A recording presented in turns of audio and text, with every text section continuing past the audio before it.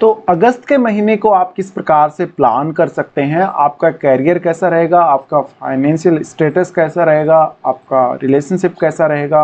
आपका हेल्थ वगैरह और आपका ओवरऑल जो मंथ है, अगस्त का जो महीना है, वो किस प्रकार से बीतने वाला है? अगर आपका वृषभ लगन है, तो ये वीडियो आपके लिए ही है।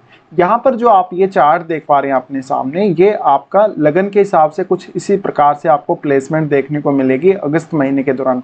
तो यहाँ हम सबसे पहले गोचरीय स्थितियों की बात करेंगे, उसके बाद इस चार्ट में जो आपको प्लेसमेंट नजर आ रही है उनके हिसाब से आगे बढ़ेंगे। सबसे पहले यहाँ गोचर में हम बात करते हैं सूर्य की। सूर्य 16 अगस्त तक कर्क राशि में गोचर करेंगे, इसके बाद इनका गोचर सिंह राशि में होगा। बुध का अगर बात करा जाए तो 5 अगस्त से 29 अगस्त तक ये सिंह राशि में रहेंगे और ये सिंह से कर्क की तरफ वक्री होंगे। तो यहाँ पर शुक्र की जहां तक बात है, शुक्र सिंह राशि में रहने वाले हैं। 25 अगस्त से कन्या राशि में इनका गोचर होगा।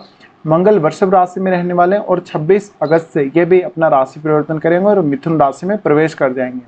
गुरु का गोचर वृषभ राशि में होगा। शनि कुंभ राशि में वक्री होकर गोचर कर रहे हैं। चंद्रमा 1 अगस्त को मिथुन राशि में गोचर करते हुए दिखेंगे। राहु मीन में और केतु कन्या राशि में गोचर करते हुए दिखेंगे। फिलहाल राहु और केतु के गोचर में किसी भी प्रकार का बदलाव नहीं है। तो अब हम देख लेते हैं इस गोचर का आपको प्रभाव क्या देखने को मिलेगा। देखिए, सबसे पहले हम लग्नेश से ही स्टार्ट कर रहे हैं और आपके लग्नेश शुक्र हैं। शुक्र आपकी कुंडली के हिसाब से आपके छठे भाव के भी स्वामी बनते हैं और इनका गोचर हो रहा है सिंह राशि में। सिंह राशि में यहाँ ये 25 अगस्त तक अपनी स्थिति को बनाए रखेंगे, जहां पर वो बुध के साथ भी युति कर रहे हैं। अब शुक्र का 4th हाउस में आना निश्चित रूप से आपके घर के सुख को बढ़ाएगा, आपके ऐशो आराम को बढ़ाएगा। आप थोड़ा समय अपने पारिवारिक जीवन को बहुत अच्छे से देख सकेंगे, अपने सुखों पर, अपने लग्जरी पर फोकस कर सकेंगे और आप अपनी घरेलू परिस्थितियों को बहुत बेटर बना सकेंगे। तो ये जो स्थिति है शुक्र का, ये जो ट्रांजिट है आपके काफ़ी ज़्यादा फेवर में रहने वाला है। इसके साथ साथ यहाँ बुध के साथ इनका युति है, तो आप अपना कोई भी घरेलू काम जिसको आप पूरा नहीं कर पा रहे, इस मामले में भी आपको ये दोनों ही ग्रह सपोर्ट करने वाले हैं। अब शुक्र क्योंकि 4th हाउस में आ गए और आपके शुक्र जो है वो छठे घर के भी स्वामी, छठे घर के स्वामी होने की वजह से यहाँ पर इस बात की पॉसिबिलिटी बहुत अधिक है कि आप अपने घर से जुड़े हुए किसी काम के लिए कोई लोन वगैरह लेंगे या कोई ना कोई पैसा कहीं ना कहीं से आप प्राप्त करेंगे। इसके साथ साथ आप अपनी सुख सुविधाओं के साथ किसी भी प्रकार का कॉम्प्रोमाइज नहीं करेंगे। तो यहाँ पर शुक्र एक बहुत ही अच्छी स्थिति बना रहे हैं। अब शुक्र का दृष्टि यहाँ पर आपके 10th हाउस पर भी रहेगा। 10th हाउस पर शुक्र का दृष्टि होने की वजह से अगर आपका शुक्र से रिलेटेड किसी भी प्रकार का प्रोफेशन है तो इस मामले में शुक्र आपको बहुत बेहतरीन तरीके से मदद करने वाले हैं। अब यहाँ पे हम आगे देखें तो शुक्र यहाँ से फिर अपना राशि परिवर्तन कर लेंगे और कन्या राशि में प्रवेश में इनका गोचर 25 अगस्त से स्टार्ट हो जाएगा।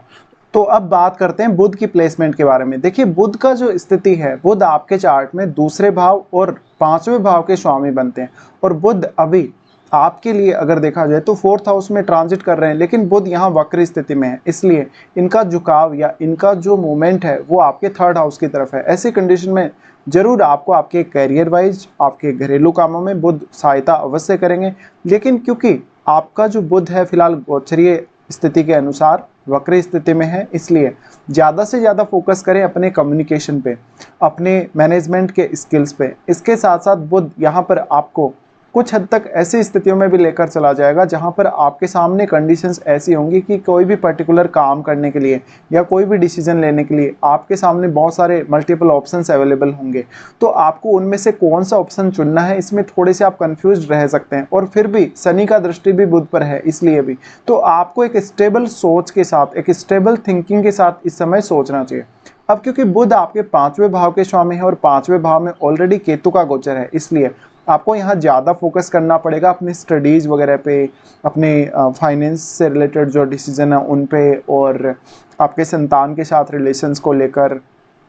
इसके अलावा कोई भी विषय में आप बहुत ज़्यादा गहराई तक जा सकते हैं, ये आपके लिए एक अच्छी बात रहेगी। इसके साथ साथ क्योंकि बुध दूसरे भाव के स्वामी होने की वजह से इस समय फैमिली को लेकर कुछ मल्टीपल ऐसी स्थितियां डेवलप हो सकती हैं जहां पर आप फैमिली के मामले में धन को लेकर, संपत्ति को लेकर या अन्य किसी बहुत ही इंपॉर्टेंट कार्य को लेकर क्या डिसीजन लें, इसमें थोड़ा सा कंफ्यूजन पैदा हो सकता है। तो बुध का कुछ इस प्रकार का स्थिति रहेगा। इसके बाद अब हम आगे बढ़ते हैं और बात करते हैं चंद्रमा के बारे में। चंद्रमा जो कि तीसरे भाव के स्वामी है, इनका गोचर आपके इस मंथ के स्टार्टिंग में आपके दूसरे भाव में होगा, जहां वो मिथुन राशि में रहेंगे। मिथुन राशि में इनका गोचर बेहद अच्छा रहेगा आप लोगों के लिए। इस समय आप कोई जमीन जायदाद से संबंधित सौदा कर सकते हैं। आपको अचानक कहीं से धन लाभ की प्राप्ति हो सकती है। चंद्रमा का एस्पेक्ट आपके 8वें भाव पे रहेगा। इससे आपको आपके ससुराल पक्ष से मदद मिलेगी और आपको पैतृक संपत्ति में स्थिति अच्छी बनेगी। तो यहाँ जो चंद्रमा का गोचर है, लेकिन सिर्फ 2 दिन के लिए ही रहने वाला है। उसके बाद चंद्रमा यहाँ से अपना राशि परिवर्तन करेंगे और 3rd हाउस में आएंगे। 3rd हाउस में आएंगे तो ये चंद्रमा आपको सपोर्ट करेंगे किसी भी प्रकार के लेखन से संबंधित कार्य के लिए, या कोई भी ऐसी स्थिति जहां पर आप अपने इमेजिनेशन का इस्तेमाल कर रहे हैं, आप अपनी खुद का जो कौशल है, खुद का जो आपका एक्चुअल जो टैलेंट है उसका इस्तेमाल कर रहे हैं किसी भी केस में, तो 3rd का चंद्रमा आपके लिए बहुत ज़्यादा अच्छा रहेगा। फिर यहाँ चंद्रमा सूर्य के साथ युति भी करेंगे। सूर्य के साथ युति करने की वजह से ऐसा चंद्रमा आपके अंदर बहुत ज़्यादा कॉन्फिडेंस लेकर आएगा और उस कॉन्फिडेंस का फ़ायदा उठाकर आप अपने करियर में कुछ ना कुछ बहुत बेहतर कर सकेंगे। इसके साथ साथ आपकी बात को सुना जाएगा, आपकी बात को सराहा जाएगा और हर कोई आपकी तारीफ भी करेगा, क्योंकि जब इस प्रकार की स्थिति बनती है तो आप जो कुछ भी बोलते हैं या जो कुछ भी करते हैं उसका बहुत सीधा सीधा असर दूसरों पर पड़ता है। तो इस वजह से आप अपनी काबिलियत से, अपनी क्षमताओं से दूसरों को बहुत अधिक प्रभावित कर सकते हैं। इसके साथ ही आप अगर कोई भी ऐसे फील्ड में काम कर रहे हैं जहां आप कोई कम्युनिकेशन से रिलेटेड काम कर रहे हैं, कोई आपका हैंड का स्किल है, ऐसा कोई कौशल अगर आप में है, तो बहुत बेहतरीन ये स्थिति आपके लिए बनेगी। तो चंद्रमा का यहाँ ट्रांजिट करना बहुत ज़्यादा अच्छी स्थिति को दिखा रहा है। उसके बाद चंद्रमा यहाँ से अपना राशि परिवर्तन करेंगे और 4th हाउस में आ जाएंगे। 4th हाउस में चंद्रमा का आना, यहाँ पर देखिए सूर्य के घर में चंद्रमा रहेंगे। ऐसी कंडीशन में थोड़ा सा आपके लिए परिवार को लेकर चिंता रह सकती है, तनाव रह सकता है, क्योंकि यहाँ शनि का दृष्टि भी चंद्रमा पर है। इसलिए आपको लगभग 6-7 तारीख के आसपास ये स्थिति देखने को मिलेगी। उसके बाद हम देख लेते हैं सूर्य को। सूर्य जो कि आपके 4th लॉर्ड है, 4th लॉर्ड होने के साथ ही सूर्य का गोचर अगर देखा जाएगा तो सूर्य 3रे भाव में, जहां पर वो चंद्रमा के साथ युति करेंगे। और अभी चंद्रमा के अलावा बाकी ये अकेले ही गोचर कर रहे हैं यहाँ पर 3rd हाउस में। अब चंद्रमा आपके यहाँ पर अगर देखा जाए तो 3रे भाव के स्वामी हैं ही खुद, लेकिन सूर्य आपके 4th हाउस के स्वामी, 4th हाउस के स्वामी होकर सूर्य आपके 3rd हाउस में इस प्रकार से जब स्थित होंगे तो ज़्यादा से ज़्यादा आपको काम करने की क्षमता प्रोवाइड करेंगे। आपको एक अलग सा आत्मविश्वास या अलग सा एक मोटिवेशन प्रोवाइड करेंगे। यहाँ पर सूर्य के होते हुए आप अपनी उच्च शिक्षा को लेकर, अपने भाई बहनों के साथ रिलेशंस को लेकर, अपनी खुद की ट्रेवल्स को लेकर बहुत ज़्यादा कॉन्शियस रहने वाले हैं और बहुत ही प्रॉपर तरीके से इन सबको प्लान करने वाले हैं। उसके बाद सूर्य यहाँ से राशि बदलेंगे और लगभग 16 अगस्त को इनका ये राशि परिवर्तन हो जाएगा, जहाँ पर ये आपके 4th हाउस में स्थित होंगे। 4th हाउस में निश्चित रूप से सूर्य अपने घर में होंगे तो यहाँ बहुत ही मजबूत स्थिति में होंगे। इसलिए अब आपको काम करना बहुत आसान हो जाएगा। आपको अपने करियर से संबंधित डिसीजन इस समय अवश्य लेने चाहिए, अगर कुछ भी आप चेंज चाहते हो अपने करियर में। इसके साथ साथ घरेलू मामलों में आपका थोड़ा प्रभाव बढ़ेगा। फैमिली के साथ किसी न किसी बात को लेकर मनमुटाव हो सकता है या आप में थोड़ी जिद्दी प्रवृत्ति भी देखने को मिल सकती है। तो ये सूर्य की स्थिति रहेगी। बट ऐसा जो सूर्य है आपको घरेलू लाइफ और आपकी प्रोफेशनल लाइफ है उसके बीच में एक अच्छा बैलेंस भी लेकर आएगा। इसके बाद हम आगे बढ़ जाते हैं, मंगल के बारे में बात कर लेते हैं। मंगल आपके 7वें भाव और आपके 12वें भाव के स्वामी बनते हैं। मंगल का गोचर देखा जाए तो आपके लगन में हो रहा है, जहां पर वो गुरु के साथ युति भी कर रहे हैं। अब मंगल का इस प्रकार से अगर गोचर होगा तो देखिए गुरु एक बहुत ही शुभ ग्रह है, आपको ऑलरेडी पता ही है, और मंगल एक बहुत फायरी ग्रह है। ऐसी कंडीशन में यहाँ पर गुरु पर बहुत शुभ प्रभाव पड़ेगा। तो गुरु से संबंधित यानी बृहस्पति से संबंधित अगर आप कुछ भी काम कर रहे हैं तो आप इस मंथ में उस काम को बहुत इजीली कर सकेंगे, क्योंकि वो जो फायर पावर है वो प्राप्त हो रही है बृहस्पति को मंगल के साथ होने की वजह से। और मंगल लगभग यहाँ पर जो गोचरीय स्थिति बना रहे हैं 26 अगस्त तक रहने वाले हैं। 26 अगस्त तक अगर आप टीचिंग के फील्ड में हैं, फाइनेंस के फील्ड में हैं या किसी भी प्रकार का अन्य कोई ऐसा काम कर रहे हैं तो आपको बहुत ज़्यादा इजी रहने वाला है। अब क्योंकि मंगल आपके 7वें भाव के स्वामी होने की वजह से इस मंथ में आपके लिए आपका कैरियर बहुत इंपॉर्टेंट है, आपका बिजनेस बहुत इंपॉर्टेंट है, आपके पब्लिक रिलेशंस आपके लिए काफ़ी ज़्यादा इंपॉर्टेंट रहने वाले हैं। इसके साथ साथ जो आपकी एक इमेज बनेगी लोगों के माइंड में या लोगों की नज़र में वो काफ़ी अच्छी बनेगी। आप बहुत टैलेंटेड व्यक्ति होंगे इस मंथ में, अगर देखा जाए तो अपने टैलेंट का बहुत बेहतरीन तरीके से उपयोग कर सकेंगे।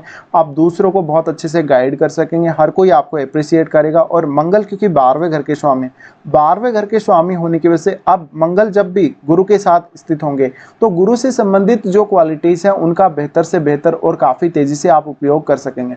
अब मंगल 12वें भाव के स्वामी होने की वजह से यहाँ पर कुछ हद तक आपका आध्यात्मिक रुझान भी रह सकता है, लेकिन क्योंकि ये शुक्र का लगन है, शुक्र का लगन हो तो उतना अधिक आध्यात्मिक रुझान हमें नहीं देखने को मिलता है कभी कभी, तो ये स्थिति बनेगी। अब यहाँ पर क्योंकि मंगल 7वें भाव के स्वामी है, 7वें भाव के स्वामी होकर जब इस प्रकार की स्थिति में मंगल स्थित होंगे तो आपकी मैरिज के लिए बहुत अच्छी स्थिति बनेगी। इस समय आप अपना मैरिज के लिए कुछ ना कुछ नई प्लानिंग कर सकते हैं, आप अपने पार्टनर से इस दौरान मिल सकते हैं इस मंथ के दौरान, और आप अपनी आगे की कुछ प्लानिंग कर सकते हैं, फ्यूचर प्लानिंग मैरिज वगैरह को लेकर। बट अगर आप ऑलरेडी मैरिड हैं तो इस समय पार्टनर के साथ किसी ना किसी बात को लेकर थोड़ी तकरार हो सकती है, कोई कहासुनी हो सकती है, एक दूसरे के सामने आपको झुकना पसंद नहीं होगा, एक दूसरे की बात आप लोग नहीं मानेंगे, ये थोड़ी सी आपके लिए समस्या बन सकता है। और पार्टनर के द्वारा आपको कोई ऐसा नुकसान पहुंचाया जा सकता है, या फिर पार्टनर को कुछ हेल्थ का इश्यू होगा जिसकी वजह से आपको कोई बड़ा खर्चा करना पड़ेगा। तो पार्टनर अगर आपकी लाइफ में बहुत ज़्यादा इंपॉर्टेंस रख रहा है धन वगैरह को लेकर या प्रॉपर्टी वगैरह को लेकर, तो उनके जो डिसीजन है वो आपकी पूरी लाइफ को अब इम्पेक्ट करने वाले हैं। तो यहाँ पर मंगल का बहुत बड़ा रोल होने वाला है अब इस मंथ में, अगर देखा जाए तो आपके रिलेशनशिप को लेकर, आपकी पब्लिक छवि को लेकर, आपके पार्टनर के साथ आपके रिलेशंस को लेकर, इन सब को देखते हुए तो मंगल की जो स्थिति है, अब देखिए मंगल यहाँ पर क्योंकि 4th हाउस को भी एस्पेक्ट कर रहे हैं और मंगल 7वें को तो एस्पेक्ट कर ही रहे हैं, वो आपके 8वें भाव को भी एस्पेक्ट कर रहे हैं, तो इस वजह से 8वें भाव से तो मंगल यहाँ पर आपको निश्चित रूप से गेन देंगे। बट 7वें भाव को और 4th हाउस को एस्पेक्ट करना ये थोड़ा सा आपके लिए प्रॉब्लमेटिक भी रहेगा, क्योंकि परिवारजनों के साथ और जीवन साथी के साथ थोड़ी सी अनबन यहाँ रह सकती है। इसके बाद हम यहाँ से आगे बढ़ जाते हैं और बृहस्पति के बारे में बात कर लेते हैं। बृहस्पति जो कि आपके 8वें भाव और आपके 11वें भाव के स्वामी बनते हैं। बृहस्पति आपके लगन में ही गोचर कर रहे हैं, बहुत ही अत्यंत शुभ स्थिति है ये आपके बृहस्पति की। ऐसी कंडीशन में आपको धन लाभ की तरफ देखना चाहिए, आपका कोई बिजनेस हो तो बिजनेस में लाभ की तरफ देखना चाहिए। आपको कुछ ऐसे गेन भी होंगे जो बहुत सडन होंगे और आपको एक रेगुलर स्थिति बनी रहेगी जहां पर आपको कोई ना कोई फाइनेंशियल गेन होता रहेगा लगातार। इसके साथ साथ अब क्योंकि गुरु जो है वो 8वें घर के स्वामी है, 8वें घर के स्वामी होते हुए और जब भी 12वें घर के स्वामी के साथ इस प्रकार से गुरु युति करते हैं तो यहाँ सिक्स सेंस बहुत ज़्यादा बढ़ता है, या कुछ हद तक आप अपना जो अवचेतन मन है उसको एक बहुत ही डिफरेंट तरीके से फील कर पाएंगे। आप अपने मन के अंदर ही अंदर कुछ ऐसे विचारों को चलता हुआ देखेंगे जो काफ़ी यूनिक विचार हो सकते हैं।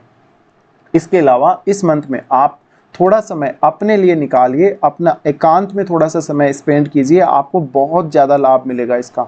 अगर आप बहुत ज़्यादा मानसिक तनाव से गुजर रहे हैं, आप बहुत ज़्यादा डिप्रेशन एंग्जाइटी वगैरह से गुजर रहे हैं, या आपके साथ हाल फिलहाल में कोई ऐसी घटना हुई लाइफ में जो कि बहुत अच्छी नहीं रही है, चाहे वो किसी भी मैटर को लेकर रही हो, चाहे आपके करियर को लेकर रही हो, आपके रिलेशनशिप को लेकर रही हो, आपकी पब्लिक इमेज या छवि को लेकर रही हो, या बहुत ज़्यादा आप लो कॉन्फिडेंस में अपने आप को फील कर रहे हैं, तो आप थोड़ा सा समय एकांत में बिताइएगा। ये जो गुरु और मंगल का युति बना है ये आपको इतना ज़्यादा फेवर कर रहा है फिलहाल, तो आप इस समय अपने आप को समझ पाएंगे। और कुछ ऐसे स्थितियों का अगर आप शिकार हो रहे हैं लाइफ में जहाँ पर आप कोई फैसला नहीं ले पा रहे, आपकी लाइफ एकदम रुक सी गई है, तो ऐसी कंडीशन में थोड़ा सा अकेले बैठ के ज़रूर विचार करिएगा, आपको कोई ना कोई रास्ता अवश्य ही यहाँ गुरु दिखा देंगे। अब क्योंकि गुरु 11वें घर के स्वामी और 11वें घर में राहु गोचर कर रहे हैं, तो अगर आपका कोई फॉरेन से कनेक्शन है, अगर आपको फॉरेन से इनकम होता है या फिर आप फॉरेन में रहते हैं तो आप बहुत ज़्यादा फायदे में रहेंगे। इसके बाद हम शनि को देख लेते हैं। शनि आपके लगभग 9वें भाव और 10वें भाव इन दोनों के स्वामी होकर 10वें भाव में अभी वक्री होकर गोचर कर रहे हैं। तो लंबे समय से जो भी आपके कैरियर से संबंधित काम पेंडिंग थे उन पे थोड़ा ध्यान दीजिएगा। आपका प्रमोशन पेंडिंग था या सैलरी में इंक्रीमेंट नहीं मिल रहा था, सैलरी इंक्रीमेंट चाहते थे आप लंबे टाइम से लेकिन नहीं मिल रहा था, ये सारे के सारे रास्ते अब आपके खुलेंगे और आपके काफ़ी सारे काम बनेंगे। अब शनि का एस्पेक्ट क्योंकि वो आपके 12वें भाव पे है, तीसरा एस्पेक्ट, इस वजह से अगर आपका फॉरेन सेटलमेंट होना था, फॉरेन सेटलमेंट बहुत डिले हो रहा है, आप फॉरेन जाने वाले थे लेकिन जा नहीं पा रहे, या आप कोई ऐसा डिसीजन लेने वाले थे, कोई MNC वगैरह ज्वाइन करने वाले थे, तो वो डिसीजन अब आप लीजिएगा। अब यहाँ पर शनि आपके कार्यों में रुकावट बिल्कुल नहीं डालेंगे। डोमेस्टिक मामलों में देखा जाए, चाहे कैरियर के मामलों में देखा जाए, किसी भी मामले में शनि आपको बेहतरीन तरीके से सपोर्ट करने वाले हैं।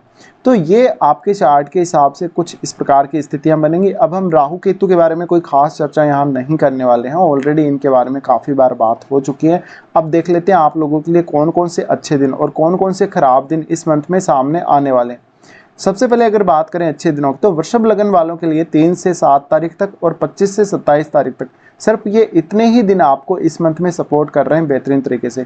तो कोई भी आपका काम ऐसा जो बहुत मुश्किल से बन पा रहा है, बहुत ज़्यादा उसमें आपको मेहनत करनी पड़ रही है, उस काम के लिए बहुत मशक्क़त करनी पड़ रही है, तो आप उस काम को इन दिनों में प्लान अवश्य करिएगा। इसके बाद देख लेते हैं कुछ खराब दिनों को। खराब दिनों में देखा जाए तो चंद्रमा का गोचर जब तुला राशि में होगा तो ये स्थिति 10 से 12 तारीख तक बनेगी। ये दौरान आपको अपने हेल्थ को लेकर कॉन्शियस रहना चाहिए, अपने रूटीन को लेकर कॉन्शियस रहना चाहिए और आपको किसी से कोई विवाद नहीं करना चाहिए। आपके साथ वाले लोग जैसे आपके बॉस वगैरह, आपके कलीग वगैरह आपको थोड़ा परेशान कर सकते हैं इस समय में। चंद्रमा का गोचर जब धनु राशि में होगा तो 15 और 16 को ये स्थिति बनेगी जहाँ पर आपको मानसिक रूप से तनाव या आपकी फीलिंग्स बहुत अच्छी नहीं रहेंगे। इस समय धन को लेकर कोई मेजर डिसीजन लेना हो तो थोड़ा सावधान रहिएगा। इसके साथ साथ आपका सिक्स सेंस बहुत ज़्यादा बढ़ेगा 15 और 16 को। फिर चंद्रमा का गोचर जब 12वें भाव में होगा 23 और 24 तारीख को, ये 2 दिन आपके लिए थोड़े डिफिकल्ट रहेंगे, कॉन्फिडेंस की कमी रह सकती है। इसके अलावा आपको कोई आर्थिक नुकसान या कोई बड़ा खर्चा झेलना पड़ सकता है। स्वास्थ्य संबंधी इश्यूज भी आपको इन 2 दिनों में परेशान कर सकते हैं। तो ये कुछ आपके लिए खराब दिन भी इस मंथ में आने वाले हैं। तो फिलहाल हम पूरा डिस्कशन कर चुके हैं इस मंथ के गोचर को लेकर। फिलहाल वीडियो देखने के लिए धन्यवाद।